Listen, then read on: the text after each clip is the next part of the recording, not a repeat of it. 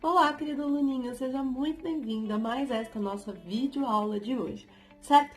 E hoje nós iremos finalizar o capítulo 3 da apostila, da página 66 a 78, certo?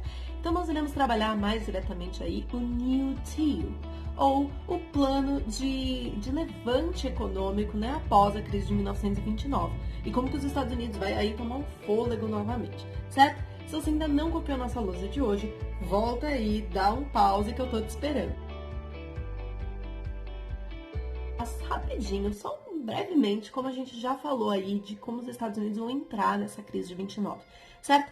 Muito se traz aí a respeito do final da Primeira Guerra Mundial e de todo o crescimento econômico, assim, absurdo que os Estados Unidos tinham adquirido por ter sido uma grande fornecedora de produtos, né, para os participantes da Primeira Guerra.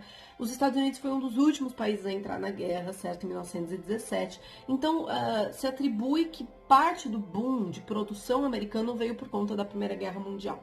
E a questão do fim da guerra também só colabora aos Estados Unidos, porque eles se tornam o grande financiador, o grande investidor da reconstrução europeia. Não só com empréstimos financeiros, mas com produtos também, né? Levando produtos para os europeus e fornecendo tudo aquilo que eles necessitavam e que as fábricas ainda não estavam dando conta, afinal não havia tido ainda a recuperação dessas fábricas pós a devastação e destruição generalizada que a Europa se encontra no final da Primeira Guerra, certo? E com tudo isso, é um período de muita efervescência econômica, cultural nos Estados Unidos, que são inclusive conhecidos como os loucos anos 20, certo? Do voto feminino, né, dos levantes culturais, da modernidade, de toda uma ideia de avanço tecnológico, de tudo aquilo que havia tido na Primeira Guerra Mundial enquanto avanço tecnológico e que passa para o dia a dia do cidadão ali, que o rádio se populariza e uma série de outras tecnologias que são utilizadas na guerra se popularizam para o meio doméstico. E os Estados Unidos então estão vivendo um grande boom econômico, industrial, financeiro, dos empregos, de tudo que você pode imaginar. Isso gera uma atmosfera cultural que inclusive é conhecido aí como o estilo de vida americano, de um estilo de vida de prosperidade, de emprego, de dinheiro, enfim, de bens de consumo, de você poder consumir, trocar o carro do ano todos os anos e, enfim, estar super bem, né? E essa mentalidade extremamente consumista que os Estados Unidos vai adquirir nesse período é parte também do declínio dele, certo? Por conta de tudo isso que ocorre, né, desse boom econômico, as pessoas realmente acreditam nessa prosperidade absurda e que era real até certo ponto e começam a se utilizar muito de empréstimos, porque o governo libera facilmente os empréstimos, ele libera o crédito para que as pessoas possam consumir, comprar, pegar dinheiro emprestado, comprar casa, comprar carro, comprar item, comprar tudo. Isso realmente ajuda a aquecer a economia americana, mas torna um problema, porque quando você faz tudo isso à base de empréstimos, essa conta chega. E parte do problema é que as pessoas, inclusive, estavam utilizando esse dinheiro emprestado para investir na Bolsa de Valores. E a Bolsa de Valores, por conta dessa mentalidade de progresso, pela mentalidade de que estamos muito bem, super prósperos, etc., pelas pessoas pegando dinheiro para investir na Bolsa de Valores e por tudo isso acumulado, começa a ter os valores das ações muito oscilantes à realidade, certo? Por conta dessa busca generalizada que aumenta, portanto, os valores pela demanda estando cada vez maior, né, no mercado, enfim. E com isso tudo, 1925, os europeus começam a se reconstruir de um modo mais efetivo. As indústrias europeias começam a prosperar devagarzinho, né, calma, né, mas começando um processo aí de maior reconstrução, de maior aquecimento da economia europeia por si, pelas próprias produções, e, portanto, elas deixam de comprar e de importar tanto quanto importavam antes dos Estados Unidos, porque agora elas passam a produzir dentro do seu próprio território, com maior agilidade, certo? Devido a essa reconstrução que ocorre. E com isso, então, você começa uma crise nos Estados Unidos, que é por excesso de produção, certo? Por um governo que percebeu que talvez estivesse um pouco demais as relações aí e a crença no progresso, mas que também não interviu e que é considerado também por um certo aspecto uma crise de caráter liberalista, no sentido de não vamos interferir, não vamos fazer nada e vamos deixar o mercado se autorregular. Mas não foi bem como eles esperavam, certo?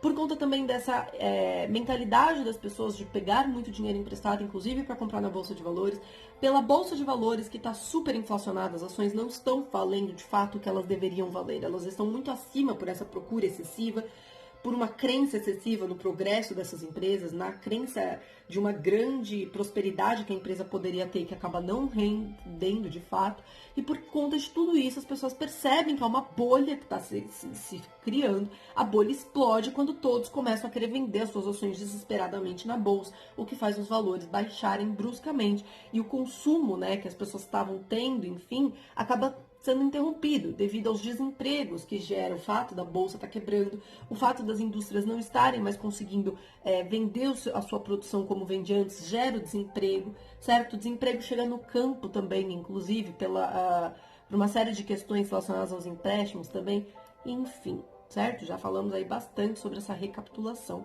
E como que os Estados Unidos vai se portar a partir aí de 29 e como é que vai ficar a vida desse americano. Como uma consequência imediata a partir de 29, você tem a queda industrial dos Estados Unidos. E se estima que 46% das indústrias americanas faliram. Ou seja, quase a metade das indústrias americanas faliram em 29. Por conta dessa falência que ocorre, o desemprego super cresce, né? As pessoas ficam desempregadas, né? E por conta desse desemprego, por conta da falta de dinheiro na mão desses trabalhadores, você tem a diminuição do poder de consumo das pessoas, porque uma vez que elas não estão tendo dinheiro, elas não têm como consumir.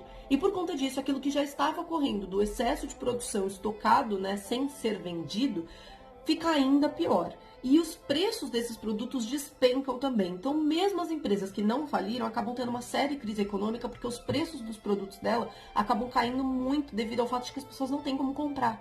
E por conta dessa queda significativa dos preços, você começa a caminhar aí para uma crise até para as próprias empresas que não tinham falido, mas que por conta dessa crise acabam começando a demitir aos poucos os seus funcionários também, certo? Outra questão é que se estima que em torno de mais ou menos 5 mil bancos americanos faliram, certo? Por quê? Porque eles emprestavam muito dinheiro, estavam um crédito muito facilitado, as pessoas então perdendo seus empregos com a quebra da bolsa, perderam tudo aquilo que tinham botado na bolsa, enfim, elas não conseguem pagar as dívidas para esses bancos. Logo, esses bancos acabam quebrando, certo? E quando o banco quebra, significa que outras pessoas também são prejudicadas, aquelas que não pegaram os empréstimos. Porque quando você coloca o seu dinheiro ali num banco, acreditando que ele é seguro e o banco quebra, ele leva junto todo o dinheiro que você tinha guardado. Então, isso gera uma crise generalizada também, quando bancos acabam falindo.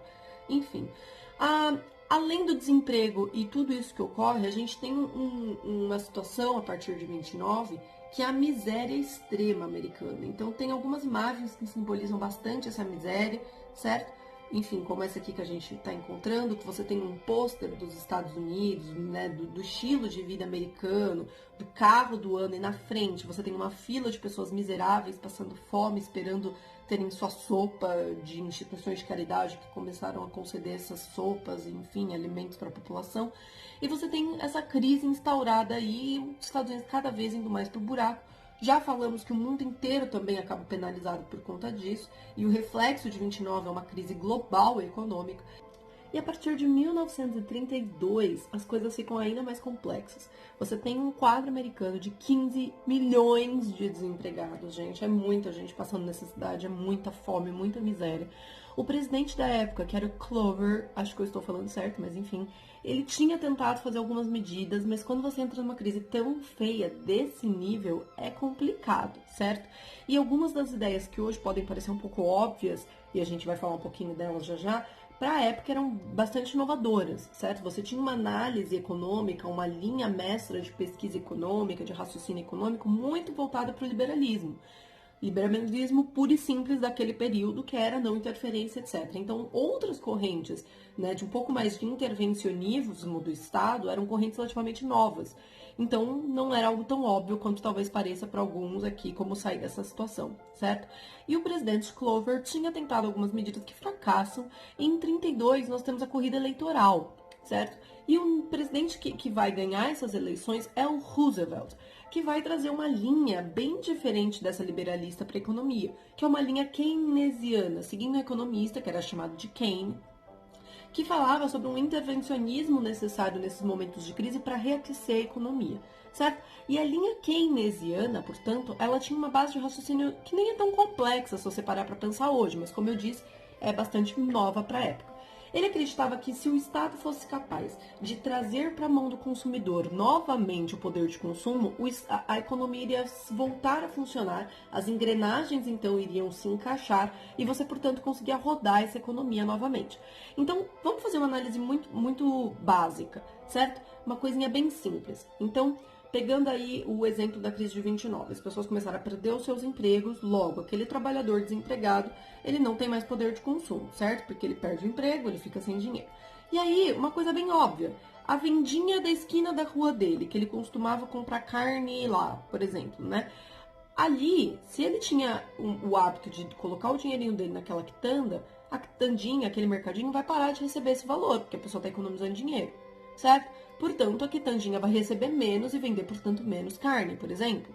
Mas não é só uma pessoa que está perdendo emprego. Naquele bairro, várias pessoas estão perdendo emprego. Então, aquele mercadinho do bairro vai deixar de receber o valor da carne desse carinha, o valor que aquele outro compraria verdura, o valor que aquele outro compraria bolacha. Tudo isso gera uma crise para o mercadinho, certo? E o mercadinho que tinha um consumo ali, que tinha uma venda relativamente regular, começa a vender cada vez menos e a ter os produtos mais sobrando em suas prateleiras. Automaticamente, o dono do mercadinho percebe que os custos dele continuam, né? O aluguel do mercadinho continua, ele tem que continuar comprando mantimentos. Mantimentos estragam, então às vezes ele pode ter comprado uma remessa de quantidade de produto e não vendeu. O que acontece? Perde, se estraga o produto e, portanto, ele fica com esse prejuízo. E ele precisa reequilibrar as contas dele, porque senão ele vai acabar ficando endividado. O que o dono do mercadinho faz? Demite alguns funcionários. Talvez ele não precise mais de 5 caixas funcionando, porque está tendo menos cliente. Então ele demite ali 2 caixas e fica só com 3, certo? E as 2 caixas que foram demitidas, elas também tinham o hábito de comprar e consumir seus produtos ali num shoppingzinho local da região da casa delas. Portanto, elas que agora perderam o emprego vão deixar de ter poder de consumo. Elas vão no shoppingzinho fazer as compras que elas costumavam fazer? Não. Percebe como a economia é um problema em cadeia, certo? Quando a gente fala do desemprego, que o desemprego está crescendo, não é só uma questão de ética e de empatia com os desempregados. É uma preocupação real, porque significa que menos pessoas têm poder de consumo, logo o dinheiro vai circular menos na economia e outros negócios vão começar a sentir o problema relacionado com o desemprego dessas pessoas. Certo? Então a economia ela sempre vai funcionar como uma grande engrenagem. Enquanto o emprego está girando bem e está bonitinho, o consumo gira bem, então as empresas conseguem vender seus produtos, que conseguem aqui funcionar bem essa engrenagem do emprego, porque elas conseguem manter seus funcionários trabalhando. Esses funcionários, por sua vez, conseguem comprar casa, trocar o carro, porque eles estão tendo emprego e a rodinha funcionando. Esse carinha que vendeu o carro, que vendeu a casa na imobiliária, ele também tem poder de consumo para ir lá no mercadinho e consumir, e assim tudo vai funcionando de modo harmonioso, certo? Quando um desses pontos começa a quebrar e começa a entrar em colapso, a gente diz que começa um processo de crise. E o Keynes tem uma visão relativamente bastante clara desse processo. E ele diz, então, Estado, você vai ter que tomar a frente aí nessa situação e vai ter que conseguir botar dinheiro na mão desses trabalhadores para que eles tenham poder de consumo. E aí, quando essa pessoa, então, tiver o valorzinho lá que ela passou a receber de dinheiro, ela vai poder continuar aí no mercadinho comprando. E o mercadinho, por ter uma demanda de pessoas ali que estão consumindo no seu mercado, ele vai ter que manter os seus funcionários. E o funcionário que vai se manter contratado aqui, ele vai continuar gastando em outro lugar. E assim as coisas vão funcionando, certo? E o Keynes, então, ele propõe que o Estado se endivide, certo? E parte da função do Estado é um pouco essa, de tomar a frente dos problemas nessas situações, e a visão keynesiana fala bastante sobre isso. E o Estado vai, então, se endividar para conseguir ter recursos e focar em trabalhadores. Então, ele precisa colocar as pessoas para trabalhar. E uma das primeiras coisas que são adotadas aí são medidas de infraestrutura. Então, ponte, estrada, calçada, fazer questões de infraestrutura para a cidade. Por quê? Porque além de ser algo duradouro, que vai ficar aí como um benefício para a cidade a longo prazo, você contrata muita gente para fazer uma obra pública. E a obra pública, você não vai só colocar o dinheiro na mão, por exemplo, daquela pessoa que está sendo contratada para fazer a ponte X lá que vão fazer. Você também está consumindo consideravelmente recursos e produtos de mão de obra. Certo? Então, por exemplo, de matéria-prima, desculpa. Então, por exemplo, você precisa de cimento para fazer a ponte, você precisa de tijolo, você precisa de estrutura armada. Tudo isso vai fazer com que a demanda desses produtos na indústria que os fabrica se eleve. Automaticamente essa indústria vai passar a contratar funcionários para aceitar essa demanda. Então, se ela estava ali tendo vários problemas financeiros, ela começa a receber esses pedidos, contrata funcionários para fazer aí esse cimento que for necessário para poder vender para o Estado esse cimento. Então, você está aquecendo essa economia aqui com esse funcionário que está voltando a trabalhar e você também está aquecendo a economia por esse outro funcionário que vai ser lá o pedreiro da tal da ponte, certo? Esses dois caras trabalhando começam a voltar a consumir. Então, esses dois carinhas que antes estavam super desempregados, desde 29, por exemplo, passam a ter o seu valor de salário e passam a poder, por exemplo, comprar mantimentos no mercadinho da esquina lá da casa deles. O mercadinho da esquina, então, percebendo que as pessoas estão voltando a consumir, contrata funcionários para atender a demanda. E assim as coisas vão se encaixando, certo? Então, o processo principal do New Deal é muito isso, é colocar dinheiro na mão dos trabalhadores e voltar ao poder de consumo. E como ele vai fazer isso? A partir das obras públicas, certo? Então, da construção de obras públicas que são financiadas 100% pelo Estado, ok? Outro processo que também começa a ocorrer, principalmente a partir de 34, é um crescimento cada vez maior, né, de indústrias públicas, então de empresas públicas, de empresas do governo, que era algo que o liberalismo meio que não previa, enfim, e não se fazia, certo? E também, a partir de 34, para dar uma aquecida ainda maior na indústria, se vai começar a falar muito dos assistencialismos, então da aposentadoria, de bolsas para desempregado, enfim, de todo tipo de situações que hoje a gente considera aí como medidas sociais, etc., que o governo toma, no sentido de colocar, né, o dinheiro na mão das pessoas para que elas sejam fundadoras aí de um processo que vai reaquecer a economia a partir do consumo delas, certo?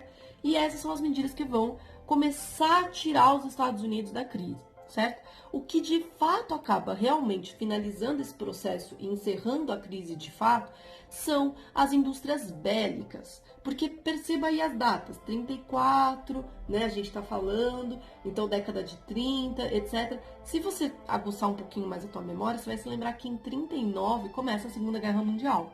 E os Estados Unidos vão ser uma das principais indústrias bélicas que os europeus vão recorrer quando vier aí a Segunda Guerra, etc. O próprio Estados Unidos vai entrar, mas aí, né, no meio para o fim dessa guerra.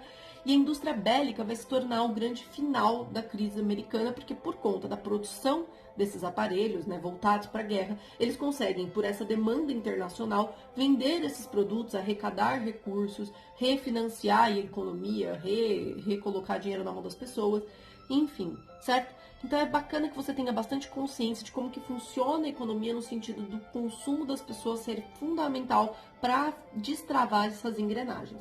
Em última análise, quando as pessoas passam a consumir e voltam a ter seus empregos, etc., elas retornam parte desses investimentos do Estado a partir de impostos. Então os impostos que as pessoas pagam quando estão trabalhando, quando estão consumindo, etc., voltam para a mão do Estado e o Estado pode reinvestir, enfim, reutilizar como for melhor, certo? Um ponto importante, então, é você lembrar que a crise de 29, ela termina com o New Deal e esse plano de ação econômica de colocar o dinheiro na mão das pessoas para que elas e o mercado consumidor possa reaquecer a economia e destravar essas engrenagens, mas, de fato, o que significa o final mesmo dessa crise é a Segunda Guerra Mundial e a compra dos aparelhos bélicos que os Estados Unidos vão produzir voltados aí para os mercados europeus que estão na guerra e enfim, certo? A partir desse processo da crise de 29, a gente vai entrar no próximo capítulo, na próxima aula, que é o quarto capítulo, falando do fascismo e depois do nazismo.